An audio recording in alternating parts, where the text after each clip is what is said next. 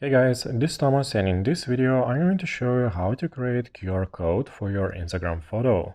But before that, don't forget to visit freewaysocial.com website if you want to grow your Instagram, Facebook or TikTok profile followers. Use discount code YouTube to get 10% discount on all of our services. Now here's how to create QR code for your Instagram photo. Open Instagram app on your phone and log into your Instagram profile. Proceed to any of your Instagram photos.